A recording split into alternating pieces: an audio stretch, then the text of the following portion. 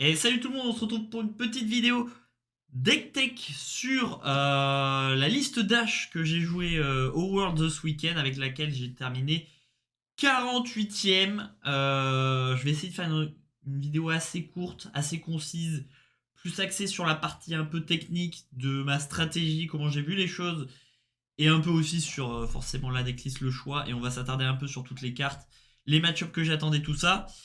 Voilà, que dire de plus? C'était un événement incroyable. Je pense pas vivre un autre événement de sitôt de cette envergure. Mais en tout cas, j'en ai profité un max. Et ça fait plaisir. Rentrons dans le cœur du sujet, directement la decklist que j'ai apportée. Assez rapidement, hop. Donc je suis parti sur un Trifrog Dash. Pourquoi je suis parti Trifrog Dash plutôt que hybride? Tout simplement parce que je n'arrivais pas à battre Dromai en hybride. Donc j'ai dit comment on fait? On devient très très méchant et on joue un maximum de popper. Et aussi je me suis dit, bah en fait, qu'est-ce qui va être représenté au Worlds? Ça va être forcément Bravo, Dromai, Islander et Faille. Voilà, c'est ce que je m'étais dit. Et donc, je pars du principe qu'avec Trifrog Dash, il y a 100% win rate contre Bravo et Dromai. Et du coup, bon, bah, j'ai un peu fait mon build dans cette direction. Donc, plusieurs cartes qui changent de l'ancienne, enfin, entre guillemets, l'ancienne, la decklist de base Trifrog Dash. Donc, moi, j'ai préféré mettre Crown of Providence que Arcanist Skullcap, qui était de base dans Trifrog Dash. Pourquoi? Parce que Arcanist Skullcap, parfois, bah, juste, tu n'as pas la possibilité de faire de la value avec, parce que dans la game, tu es devant au HP et t'arrives pas vraiment à faire du double bloc, du bloc 3. Alors que la Crown of Providence, c'est bloc 2 automatique, et surtout, sa capacité, ça permet que si on a deux objets en main, ou une Oasis Respite sans le compteur tunique qui est up, ou deux Unmovable en main, ou encore que on a en arsenal une carte dont on n'a pas envie, mais la Crown of Providence, ça fixe tous ces problèmes-là qui font que on perd en stabilité avec un Skull Cap. Eh bien, j'ai dit, on va prendre Crown of Providence et on mise sur la stabilité. Et c'est une valeur sûre. Je trouve qu'on n'y perd pas tant que ça à mettre Crown of Providence par rapport à Arcane Skull Cap. Donc voilà, Fiandel Spring Tunic, pas besoin de vraiment mentionner cette carte plus que ça. Vu que les games sont assez longues avec Trifrog Dash, on arrive à faire beaucoup de value avec cet item, en plus du bloc 1, et ça permet de synergiser avec directement les Teclo Base Arm et Legs. Donc on ne joue uniquement que les Evo bleus dans le deck, qui coûtent 4 et qui sont Temper 3. Pourquoi j'ai fait ce choix plutôt que par exemple Galvanic et je sais pas, les Iron Rod Gauntlet, celles où il faut payer un pour avoir d'autres défenses? Parce que je trouve ça bien plus high roll. Et en fait, faut se dire que moi, je pars du principe que j'ai pas vraiment le niveau pour être champion du monde, mais que sur un high roll T0, Evil Steel Controller ou un item T0, je suis assez content. Donc je voulais maximiser cette possibilité de high roll, et c'est pour ça que du coup, je joue les Evo Base. C'est aussi simple que ça. Et le pistolet, le fidèle pistolet qui est toujours là, ça change pas. Donc, comment j'ai remanié un peu cette decklist sans vraiment changer l'idée principale du deck? Donc, déjà, Command and Conquer, forcément, on a beaucoup de bleus et on a envie de pouvoir proposer de la disrupt, ce qu'il n'y a pas de base dans Mécanologiste. Donc, Command and Conquer, hop, un must-have, x3, c'est une case à cocher, hop, c'est ticket. Bien sûr, vu que je m'attendais à beaucoup de Dromai, on a quoi? On a forcément dans Dirty qui vient un peu stabiliser nos poppers. Pourquoi? Parce que en fait, parfois, on pourrait tenter de garder un popper en main en se disant, ok, là, il est quand même bien setup, j'ai bien envie d'être sûr de pouvoir pop s'il commence à attaquer. Dans Dirty, on le fout en arsenal, et là, on est tranquille, on peut repiocher 4, et il n'y a pas trop de soucis là-dessus. Ensuite, Fate Forcing, forcément, parce qu'on joue un deck qui est contrôle assez défensif. Et Fate Forcing, incroyable, ça nous permet de creuser pour aller chercher nos items, savoir ce qu'on pioche après. et de défendre à 4 depuis l'Arsenal. Bon, donc c'est insane, casser tous les breakpoints qui existent. Sachant que les decks en proposent quand même assez. Et on a ensuite, ça c'est la petite spice. Donc ça, Final Fighting Spirit en x6. Donc jaune et rouge. Pourquoi? Parce que moi je me suis dit, pourquoi ne pas jouer un peu agressif avec Trifrog Dash et proposer un peu de value comme ça, un peu à l'image de Islander avec ses Wounded Bulls et aussi ses Final Fighting Spirit. Et donc je me suis dit, en vrai on a quand même un très gros ratio de bleu, donc 31 bleus. Donc pourquoi pas mettre des Final Fighting Spirit? C'est pour moi la meilleure value. Et ça rentre dans beaucoup de match-up et c'est très intéressant parce que, bon, une Final Fighting Spirit rouge, c'est 8 de value hein, pour deux cartes, donc une bleue plus ça. C'est quand même assez énorme et en fait j'avais peur dans des match-up où en fait je me suis dit faille, ok, on peut pas le battre, c'est pas possible, il y a trop de leaks, on propose pas de disrupt, c'est trop compliqué de bloquer les momentum, tout ça. On n'arrive pas à le fatiguer et on n'arrive pas à juste on n'arrive pas à le fatiguer. Et du coup je me suis dit est-ce qu'on pourrait pas le outvalue. Et ces Final Fighting Spirit, ça empêche de se faire Kodashi Lock, ça bloque aussi tous les breakpoints sur pas mal de match-up. Et ça permet aussi de gagner de la vie, donc on n'est pas trop loin de l'esprit Trifrog Dash de fatigue, tout en ayant un potentiel quand même agressif assez intéressant, parce que ce qui manquait un peu à Dash, Trifrog de base, c'est que si on proposait un Dominate et, euh, et qu'on se retrouvait avec trois cartes en main, parfois la seule chose qu'on pouvait proposer c'était pistol, go again, pistol. Bon, c'est pas assez avec trois cartes quoi. Donc je me suis dit les Final Fighting Spirit, ça sert à bloquer. Et en plus, ça a quand même un gros potentiel agressif. Donc c'est pour ça que j'ai viré. Vous voyez en rouge. Je n'ai pas de Sigil of Solace. Je trouve ça. Je pense que ça ne rentre pas dans Trifrog Dash, pas dans cette méta en tout cas. Du coup, je les ai enlevés. Hop, ça dégage. Induction Chamber, j'en joue deux. Et bien sûr, bon, pour ceux que ça intéresse, il y a bien sûr la liste Trifrog Dash de Easton Douglas qui lui en joue 3. Et en fait, je trouve ça mieux. Je trouve ça mieux parce que en fait, les Plasma Purifier, au début, j'étais en mode, ok, dans les match-up fatigue, genre la Usuri Arachni, peut-être qu'on a envie d'avoir 3 Purifiers. Mais en fait, les 3 Purifiers, je les rentre que contre Dromai pour les avoir plus vite. Et contre Usuri, en fait, je me suis rendu compte que les Usuri qui sont jouées actuellement en fait sont vachement agressives. Et en fait, ça devient une brique, un Plasma Purifier.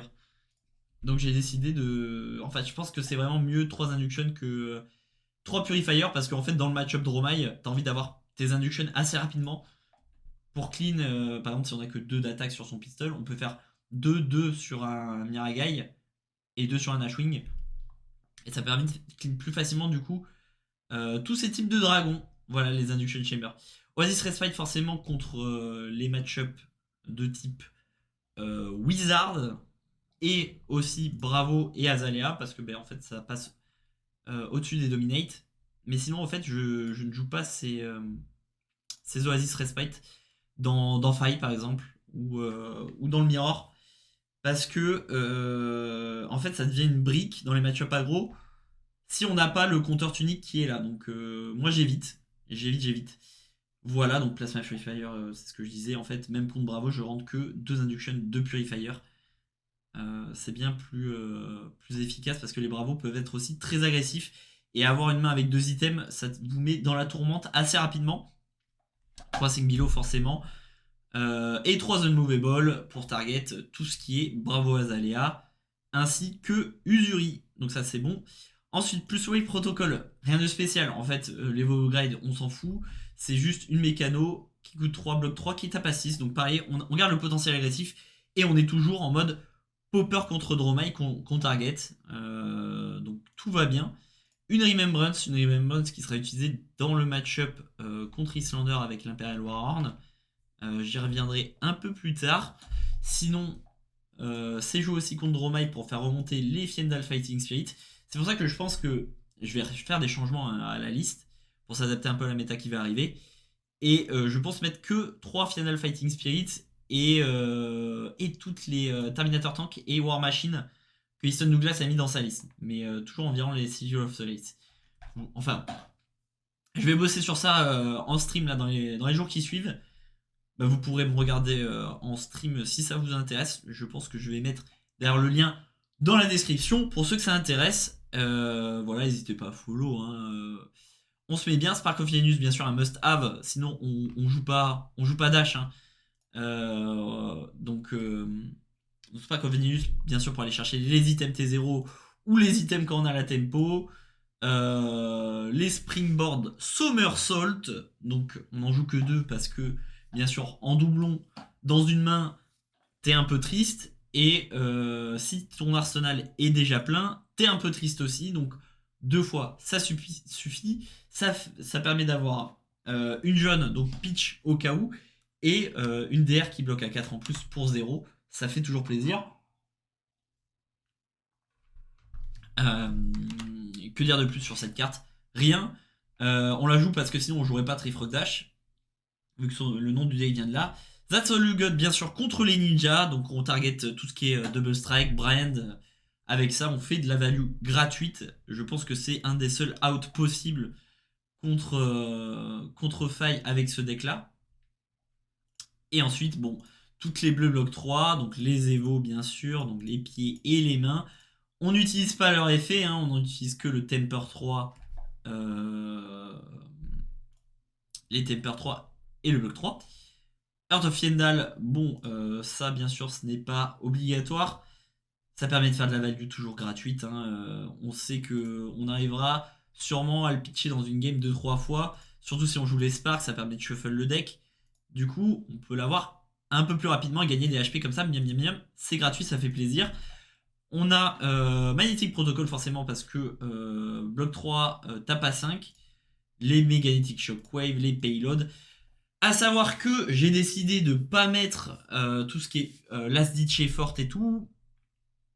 Pourquoi? Parce que en fait les attaques à 4 en fait c'est utile contre les dragons parce que ça permet de clean tout ce qui est Miragai, Temai, tous les dragons un peu gros comme ça avec cette attaque. Et en plus on peut mettre un petit marqueur sur notre pistole, donc c'est de la value gratuite. Et c'est bien plus intéressant. Donc Payload, voilà. Sift, pourquoi Sift? Parce que bah, si on l'a T0, en vrai bon c'est une bleue bloc 3. Mais si on l'a T0, en fait ça permet d'aller chercher nos cartes qu'on a envie d'avoir T0. Donc ça peut être des histoires d'ennemi aussi qu'on a envie d'avoir T0. Souvent ce que je fais, petit tricks, petit coup de pistole, into, on force un bloc, This Rounds on Me, et comme ça il commence avec le debuff de This Rounds on Me en face, sans avoir repioché 2 cartes, parce qu'il a fait un bloc pistole. Voilà. Ensuite, donc oui, aller chercher bien sûr ça, les items, ça permet de creuser le deck quand on l'a en main de départ. Sinon, c'est rare quand on va jouer Sift comme ça pendant la game. Throttle toujours, hein, 2, 4, 3. Warmonger qu'on ne présente pas, bien sûr. Et Imperial Warhorn qui est un des seuls out contre Islander si on décide d'aller sur un plan de jeu fatigue. Et ensuite AB4, toujours contre Islander / Cano pour essayer d'économiser des HP quoi. On va essayer d'aller target la fatigue. Et donc vous retrouverez bon, ce deck dans la description, bien sûr je mettrai le lien. J'ai fait tous les match-up. Cette decklist est déjà, je vous le dis, obsolète. Bon, elle est quand même assez marrante à jouer. Mais moi, je me suis rendu compte de faiblesse lors des Worlds que je vais fixe. Là, je vais mettre vraiment la vraie decklist que j'ai jouée dans la description. Mais je vais en faire une autre à côté. Je mettrai peut-être le lien aussi en dessous. Comme ça, vous pourrez suivre l'avancement des deux, les petites diffs que j'ai fait, les petits changements. Voilà, donc ça, c'est le côté decklist. Que dire de plus? Pas vraiment de choses. Je crois que j'ai assez bien présenté. Donc voilà. ça c'est la decklist que j'ai présentée au Worlds. Ensuite, du coup, arrivé au Worlds, première surprise, c'est le pool de perso. Donc là, bon, quand j'ai vu ça, je me suis dit, ah, j'aurais peut-être dû train Islander un peu plus. Donc là, ça a été déjà grosse surprise. Moi, j'étais en mode, ok, top 1, top 2, Droma et Bravo, top 3, même, je m'étais dit, peut-être faille, et derrière, Islander Dash. Non, ben non, du coup, pas ouf. Moi, ce que je voulais target, forcément, c'était Droma et Bravo. On est quand même extrêmement bien. Moi, je considère que j'ai quand même un bon, avec cette liste-là, 90-80% de win rate, que ça soit contre Bravo ou Dromai. Islander, j'en avais aucune idée. J'étais en mode. Je n'avais pas de plan de jeu, j'étais là, je nageais. Ça allait être la découverte, hein. Je me suis dit, allez, avec un peu de chance, je sais pas, peut-être les dash sortent les Islanders et puis on s'en sort pas trop mal, quoi. Les dash hybrides. Voilà, et donc je vois Faye Azalea quand même assez représenté aussi. Sachant que contre Faye, c'est du quasi auto-lose avec cette decklist. Il n'y a pas de. Il y a pas de négociation possible. Et Azalea, j'avais pas testé avec ce nouveau potentiel agressif avec les Final Fighting Spirit et tout. Donc, surprise, je ne sais pas. Je ne sais pas finalement. Et après, tout le reste du field, ça allait être freestyle. Ok, Teklo-Sun, je ne sais pas comment on joue contre, hein. Max non plus. Reinhardt, c'est très compliqué. Voire c'est perdu aussi, hein. Katsu, ça va. Dashio, ça va. Enfin bon. Voilà, donc ben, ça n'a pas manqué. La première journée, c'était 4 rounds de CC into 3 rounds de draft. Mes 3 rounds de CC sont les suivants. Je me tape, petit lag, Islander, pardon, Dromai, round 1, Islander, bravo. Donc ce que je fais, round 1, bah, j'applique mon plan de jeu classique. Par contre, je pense que je vais, hop, parce que ça lag un peu. On fait genre, je mets le suspense. Non, hop, non plus. Hop, tac. Parce que les gifs, ça fait vachement ramer. Je sais pas si à la règle ça va ramer. Bref. Donc du coup, Dromai round 1, bah, ça se passe hyper bien. Je finis à 18 HP. C'est easy. Mais vraiment, c'est ce que je m'attendais en faisant cette liste. Je me dis, bon, ben, on continue 4 rounds comme ça et puis on est assez bien. Mais bon, comme vous l'avez vu, ça c'est assez compliqué par la suite. À savoir, je tombe contre Islander et là, je pars sur le plan de jeu que je pense juste, à savoir Imperial Warhorn, et j'essaye de prendre le moins de dégâts possible en proposant un maximum de dégâts. Donc j'ai rentré dedans en fait dans le match-up. Vous allez voir sûrement avec la decklist dans les sides contre les match-up. Je rentre les Final Fighting Spirit et je commence Induction et j'ai une deuxième Induction au cas où j'ai Spark et pour potentiellement, si j'ai la tempo, pouvoir continuer à balancer des pings.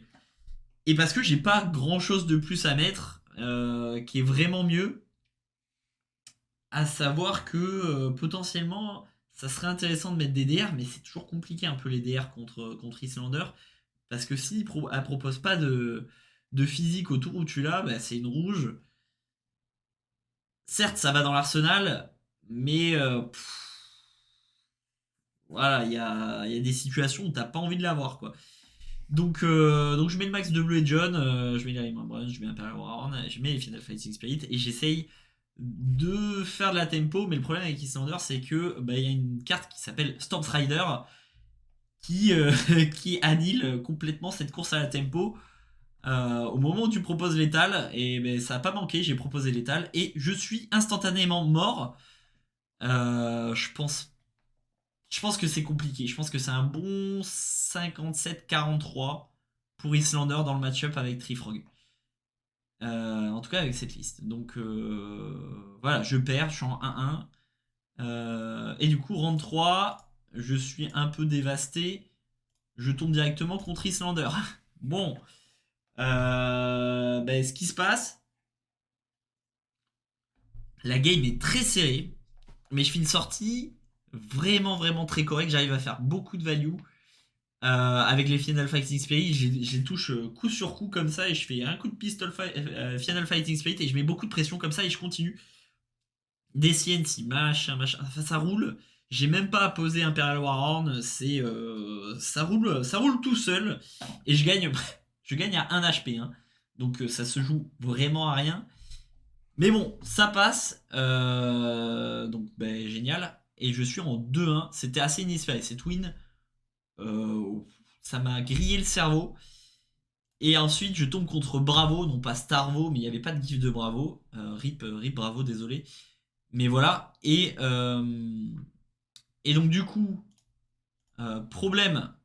Et ça s'est vu assez fort sur mon visage au moment où je suis contre Bravo. Je perds le toss. Et il me fait El Famoso Seismic Surge into Showtime into Pulverize Eve. Donc là, bon, je suis en mode ah, pas mal. Pas mal le gonze, sachant que moi, derrière, qu'est-ce que je propose? Je propose pistol, Arsenal, R. Rien du tout, nul. J'Arsenal, je crois un brutal assaut. Un truc de merde, ok. Mais je me dis, ok, j'ai la crown, on va essayer de. On va faire de la magie, ok. Donc ben, ça manque pas. Hop, Pulverize Dominate qui m'arrive droit dessus.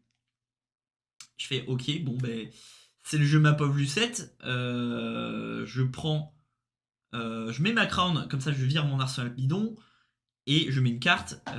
Hop, je prends tac tac tac 9 HP, 8. Bon bref, je prends une giga mandale.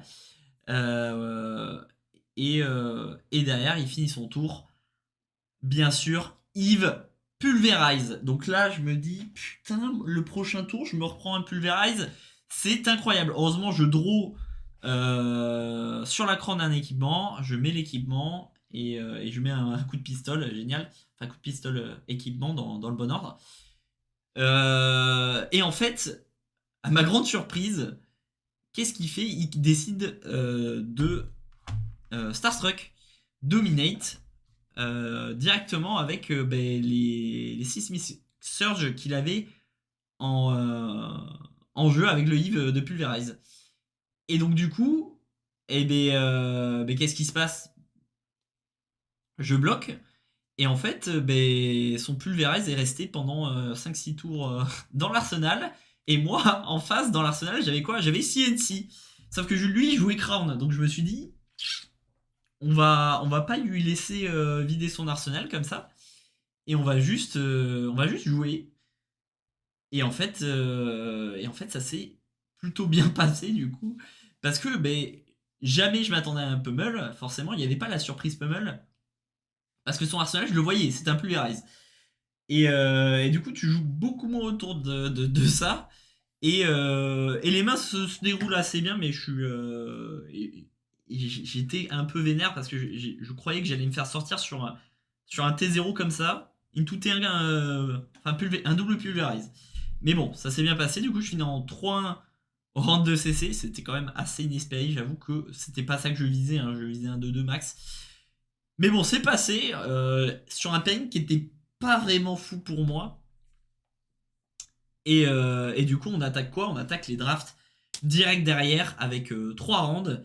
Et forcément, vous commencez à me connaître. Il y a une strat qui marche quasiment à tous les sets, hein, en fait, hein, j'ai envie de dire, de Flesh and Blood. Et ici, ça manque pas avec Bright Light. C'est bien sûr le Force Teklovosen, une des meilleures stratégies qu'il est possible de faire dans ce mode de jeu limité. Donc forcément, ben, qu'est-ce que je fais? Je fais Force Teklovosen. Je ne réfléchis même pas. Ma stratégie était là depuis le début. Et j'ai dit, je m'y tiens.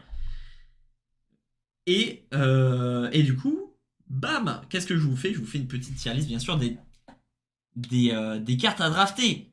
Les cartes à drafter pour que vous aussi, vous n'ayez pas à réfléchir lors de vos drafts Bright Lights. Donc bien sûr, on commence. Hop, je vais faire un petit zoom comme ça. Je sais pas si on verra bien. On va faire comme ça. Tac. Hop là. Donc j'ai mis que les têtes hein, des évos. Mais bien sûr, qu'est-ce qu'on priorise avec Teklovosen? Ça va être tous les évos qui bloque donc en priorité les bases, forcément, à savoir la Majestic. Vous êtes le roi du pétrole hein, si vous l'avez dans vos boosters. Donc la Majestic qui temper 3 et les Sentry, donc Battleground 2, qui sont excellents parce que non seulement on peut bloquer avec, les scraps, les jouer en instant, et on peut profiter des blocs qu'il y a sur l'équipement une fois qu'il est équipé. Ce qu'on n'a pas avec les autres. Donc ça c'est juste après du coup. C'est les jeunes blocs 3. Je les appelle les jeunes blocs 3. Qui sont tout aussi bien parce que on peut toujours bloquer avec et c'est un bloc 3. En plus d'être une jeune et un Evo. Donc bon, trop bien. Ça c'est des insta-pick. Vous les voyez dans votre booster, vous ne regardez même pas ce qu'il y a à côté. Vous ne regardez pas. Vous prenez, c'est gagné. Ok. Le but étant d'avoir bien sûr un Evo sur chaque partie d'équipement. Mais en plus, si vous avez les bases, vous pouvez en prendre plein comme ça, miam miam miam, et potentiellement des blocs 2, donc qui viennent juste après, qui sont aussi des insta-pick. Mais il faut préférer, faut prendre en premier bien sûr les bases, hein, si vous avez le choix. Ensuite, bon, les Majestiques qui tapent 6 en fonction des évos, vous les aurez rarement. C'est les 4 duos ici. Mais bon, si vous les avez, inutile de vous dire, prenez-les quoi. Et ensuite viennent tous les évos upgrade. Ça, c'est insta-pick. Mais après les équipements, attention quand même. Ça dépend, en fait, ça dépend si vous en avez ou pas. Le but, c'est quand même. Votre premier but dans cette draft, c'est d'avoir un évo qui bloque par slot. Une fois que vous avez ça, Evo Upgrade First, même si vous avez une base à côté ou des trucs comme ça. Bref, une fois que vous avez ça, tous les Evo Upgrade, c'est top tier. Hein. C'est vraiment apprendre, peu importe la couleur, c'est insta-pick. En plus, alors donc, du coup, après vient en insta-pick Junkyard Dog, Chien de la Casse, qui sont bien sûr la meilleure value du set quasiment. Mais en gros, peu importe la couleur, c'est du bloc 3. Scrap, donc ça permet d'aller chercher, une fois que vous avez bloqué avec vos Evo, hop, les mettre en banish. Et derrière, bien sûr, les rejouer en équipement. Et en plus, ça tape pour du bleu, une fois que c'est scrap, ça tape à 5 en bleu, 7 en rouge. Bon, c'est insane. Ensuite, bien sûr, en insta-pick, on a. En vrai, j'aurais pu le mettre en dessous. C'est bon. C'est pas insta-pick. Non, c'est pas insta-pick. Ah non, je pense que en vrai, Junkyard Dog et Heist, c'est pas insta-pick. Mais très bon. Heist, en fait, une fois que vous avez vos Evo et vos Evo Upgrade, vous voyez, il n'y a plus ça dans le booster. Qu'est-ce que vous cherchez? Vous cherchez les cartes qui coûtent 2, qui boostent, et qui tapent à 5 et qui défendent 3. Donc il y en a plusieurs. Il y a les Jumpstart, les Crankshafts, il y a. Vous voyez pas avec ma souris. Mais il y a les Tilt. Je sais plus. Il y a le Bull Bar. Et il y a les Overloop. Il y a. Celle qui est au bout là, à côté de Underloop. Et Lay Waste ou un truc comme ça. Bon, bref. Tout ce qui coûte 2, qui boost et qui tape à 5, hop là, c'est in the pocket. Pourquoi? Parce que ça permet de faire vos tours. Donc, soit si vous avez 2 évos d'équipés, vous faites boost into coup de Teclo Leveler. Donc, vous proposez 7, enfin 5 et 2. Et en plus, vous boostez une carte, donc potentiellement une Evo que vous pourrez jouer directement derrière. Donc, tout ça, set de value. Donc, et en fait, vous faut savoir que la draft, c'est une bataille de value. Et en fait, quand vous attaquez à 5, vous prenez entre guillemets 2 cartes adverses. En plus de vous accélérer potentiellement sur vos Evo. Attention, parfois, bien sûr, boost, c'est toujours ultra instable. Et c'est pour ça que moi, je force Teclovoson parce que dash, ça peut être ultra instable avec tous les items qu'on a en main et toutes les wincons qui potentiellement peuvent être boostés. Et c'est pareil pour Max en fait. Donc, Moi j'évite de booster en règle générale, mais en fait le truc c'est qu'à partir de 3 Evo, vous pouvez commencer par le Teklo Leveler au lieu de booster into Teklo Leveler, parce qu'il gagne go again, et derrière faire une attaque à 5 sans booster. Et là la value elle est complètement folle. C'est pour ça que le Mirror Teklovosen ça va être une course aux Evo. Alors que contre les autres match-up, ça va être plutôt, on va essayer de fatiguer potentiellement. Voilà. Ensuite, on prend, bien sûr, il y a des quelques cas, entre guillemets, particuliers qu'on a envie d'avoir, c'est les underloops rouges. Pourquoi? Parce que elles boost à 4, mais si elles touchent, ben, elles vont sous le deck. Donc là, ben, free value, encore une fois, ça prend 2 cartes. On a les overloops jaunes aussi, qui tapent à 4. Une fois que ça touche, ça repart sous le deck, donc forcément, ça prend 2 cartes, parce que personne ne va laisser hit ça. Ensuite, une fois que sur notre booster, on a pris les Evo, on a pris les boosts qui tapent à 5 et qui coûtent 2, qu'est-ce qu'on regarde? On regarde les boosts qui coûtent 3 et qui tapent à 6. Donc, à savoir Big Bertha, Rev Up, euh... Rev Up, et c'est tout. C'est tout. Pourquoi? Ben parce que si on a envie de mettre de la pression, on a besoin d'avoir ces cartes. Dans le deck et on va jouer beaucoup de bleu. Donc pareil, c'est de la value qui est grosso modo gratuite parce que on va pouvoir pitch in bleu et on n'est pas obligé de booster et juste faire hop, 6, boum. Et c'est souvent ça, hein, les Mirror Teklovosen aussi. Et du coup, derrière, ben, on prend ce qui ne booste pas potentiellement aussi et qui tape assez fort, mais toujours en bloc 3. Donc on a Scrap Harvester, celui qui est à droite de Twin Drive. Twin Drive aussi qu'on prend, bien sûr. Et on a toutes celles qui... on a Hydraulic Press. Et, et toutes celles qui, si on a boosté 2 fois, il y a quelque chose. On les prend aussi. Et on a aussi l'Evo Upgrade bleu, qui tape à 5, mais qui est bleu et qui bloque 3. Ça aussi, c'est des cartes qui sont totalement parfaites. Ensuite, quelques cas particuliers dans le pool de toutes ces attaques. On a Firewall. Firewall qui est, pour moi, assez strong. En fait, c'est très situationnel. Ça dépend de ce qu'on a dans le deck. Mais Firewall, que ça soit le jaune ou le rouge, j'ai tendance à le prendre quand même. Parce que une des wincon des adversaires, ça va être l'overpower. Une dash, elle va chercher à faire un overpower plus une boom grenade ou un max, il va faire un bull bar avec overpower avec potentiellement des boom grenades. Enfin, tout ça, ils vont essayer de finir, de close les games comme ça, ou même avec Hydraulic Press, ou même dans les Mirror Teklovosen avec Heavy, enfin avec les autres overpower qui peuvent arriver. Donc Firewall, assez cool. En plus, ça permet de creuser le deck pour aller chercher les Evo. Ensuite, on a Gigawatt. Gigawatt qui est le seul boost, le seul pump rouge, que en rouge, hein, si on ne le prend pas, qui s'applique sur une carte qu'on n'est pas obligé de booster. Et ça peut même être le Teklo Leveler, si je ne m'abuse. Parce que ça marche sur Banksy. Donc bon, voilà. Et donc, on a aussi les Evo Zoom. Je crois que c'est ça. Evo Hive. Enfin bon, bref. Les Evo Instant qui coûtent 0. On les prend. Ça dépend si en fait nos Evo qu'on a, ce sont des bases ou ce sont des Evo qui bloquent. On les prend souvent vers la fin s'il nous manque des parties, mais on les prend.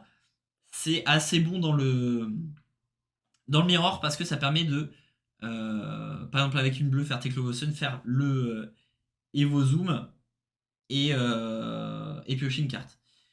Ou directement le jouer en instant pour 0 et ça permet de ne pas perdre de tempo dans le match-up et d'avoir nos Evo assez rapidement.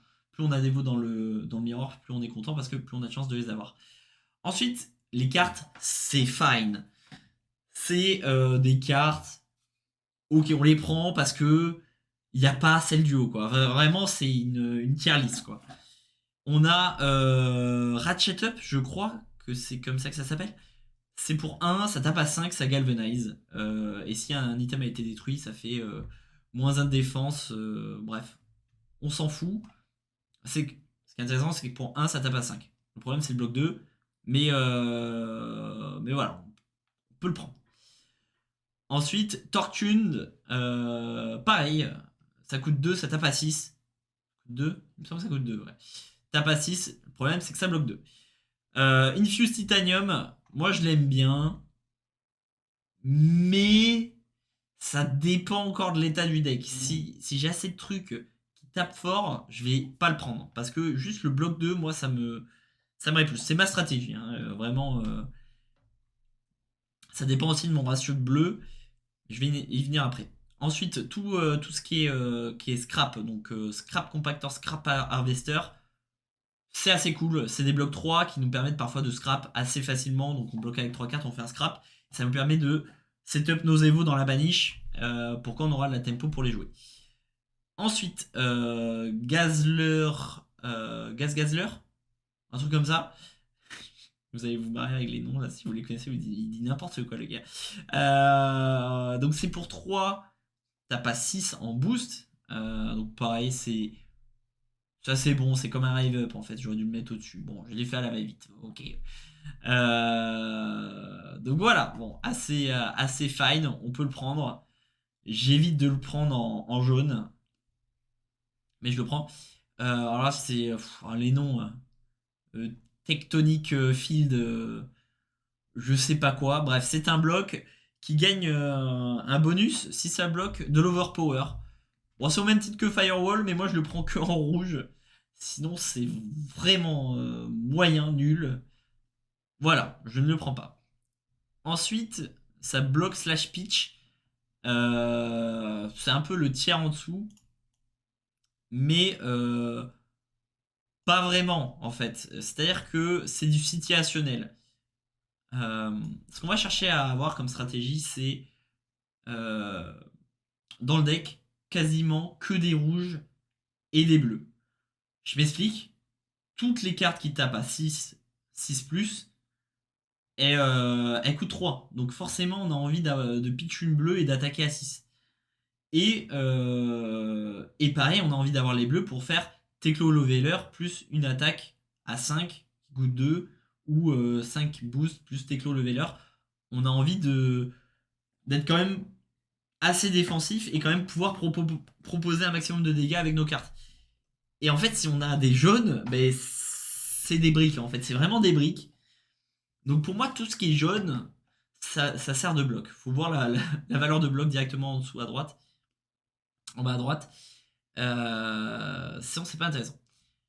Et là, on commence déjà sur l'intérêt sur une carte que moi, j'affectionne pas plus que ça, mais elle fait sens en fonction de ce qu'il y a dans le deck. Pour moi, les protocoles, ça sert que si on a des Evo Upgrade. Mais des Evo Upgrade qui vaillent le coup. En fait, des Evo Upgrade qui me fassent dire, ok, ça peut close la game si je le refais venir. Ou des hydrauliques press. Des trucs qui permettent de, ok, je pose ça, je sais que derrière j'ai une value qui est assurée. Donc je prendrai le rouge par exemple pour une hydraulique press rouge ou pour Mechanical Strength rouge, des trucs qui me font pas perdre de la tempo quoi, qui proposent des choses qui sont un atout dans ma stratégie de mon deck quoi. Et j'en mettrai que un seul parce que forcément ça bloque pas, donc je n'en ai pas envie de base. Et donc voilà. Donc pour moi plutôt à mitiger quoi, en fonction du deck. Pourquoi pas? Les bleus étant les meilleurs forcément. Et voilà, donc après, Hyper Scrapper, bon, c'est des trucs. Bon, si tu les as, c'est une bleue, bloc 3. Voilà. Donc la stratégie ici, c'est d'avoir les bleus, bloc 3. Donc on a tout ce qui scrap. Donc ça, c'est celui qui crée un quicken. Je sais plus. Je sais plus. S'il scrap, il fait un quicken pour 0, hop. Mais en vrai, on va s'en servir de pitch ou de bloc. Tout ça, c'est que on prend que si ça pitch bleu et pour le bloc 3 quoi. Au-delà de ça, L'avoir en rouge, ça ne sert absolument à rien du tout. Voilà, je vous le dis. Ou l'avoir en jaune, encore pire. Encore pire vraiment parce que encore il y en a certaines, elles tapent à 4 en boost, ça peut être un breakpoint. Donc ça peut être intéressant. Mais dans notre stratégie, non. On les prend que si c'est bleu. Et on prend bien sûr les blocs 3 à prioriser. Et alors là, bien sûr, là on arrive dans les tréfonds des cartes poubelles. Hop là. Donc là, tout ce qui est item, bloc 0, c'est ciao. On ne veut pas ça. On ne veut pas surtout pas ça. Tous les boosts qui disent oui, alors la prochaine carte que vous boostez, elle gagne plus X, ça dégage. Maximum Velocity, ça dégage, bien sûr, forcément.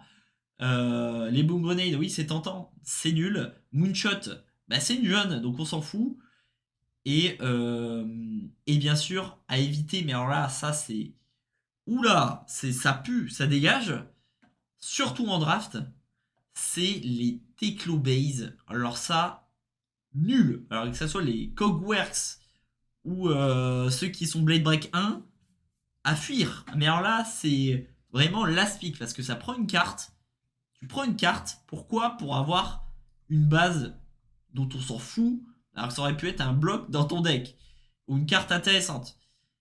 Voilà, que dire de plus sur cette stratégie donc, euh, mais, rien de spécial en plus. Ce que j'essaye de faire, c'est de mettre un seul item, si vraiment je suis limité en termes de cartes, dans le deck, parce que parfois ça peut sauver. Franchement, parfois le miroir, ça se joue à une carte. Et potentiellement, c'est ce dernier item que tu as en main qui te permet de pitcher. Alors, c'est un item bleu que je mets. Il permet de pitcher pour attaquer avec le Teclo Leveler. Voilà. Donc, ça peut être une carte de reste comme ça. Voilà, si vous avez des questions, n'hésitez pas dans les commentaires. Bien sûr, j'y répondrai. Et sinon, voilà. Donc, qu'est-ce que j'ai eu comme résultat de draft en appliquant cette stratégie? J'ai fait 2-1 lors de la première draft, donc du jour 1. Donc j'ai fini en 5-2 le premier jour. Et après, on commence le deuxième jour par une draft. Et j'ai fini pareil en 3-1. Je vais pas m'attarder sur les matchs que j'ai eu, machin et tout. C'est pas très intéressant. Et donc ensuite, c'est suivi 4 rounds de CC. Donc j'ai eu les match-ups suivants, à savoir faille. Donc là, eh bien, assez complexe en effet, à savoir que ben, le plan value était assez correct, mais, mais il y a un mais, à savoir que le plan value, j'ai quand même réussi à le mettre à 1, mais le problème c'est que moi aussi j'étais à 1, et que quand je faisais une attaque à 6 ou que je faisais pistol, lui qu'est-ce qu'il faisait derrière?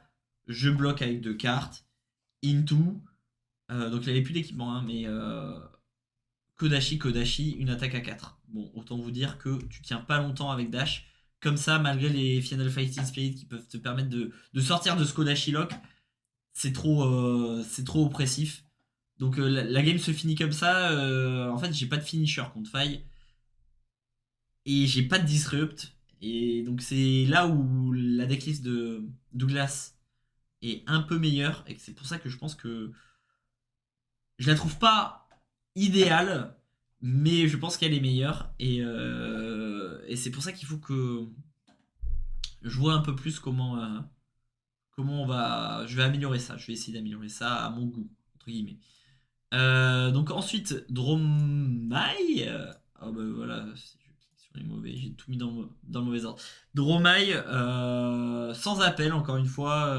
Je suis assez content de tomber contre Dromai.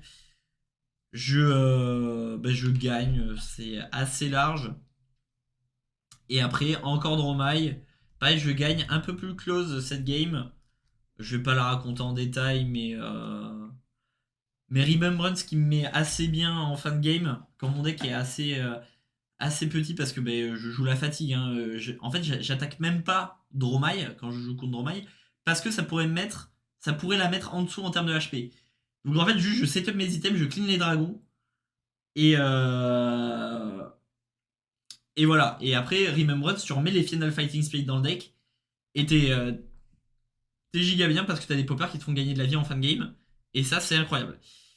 Et donc, dernière game, qui est la game en gros pour me faire passer potentiellement top 32. Je tombe contre Islander. Là, elle est un peu dure cette game. Pareil, en vrai, je prends quand même l'ascendant au début. Mais à la fin, bah, je propose l'étal. Et en fait, au moment où je propose l'étal, il claque Storm Strider et il me fait Ether Ice Vein Fuse into Waning Moon into Ice Bolt de l'Arsenal.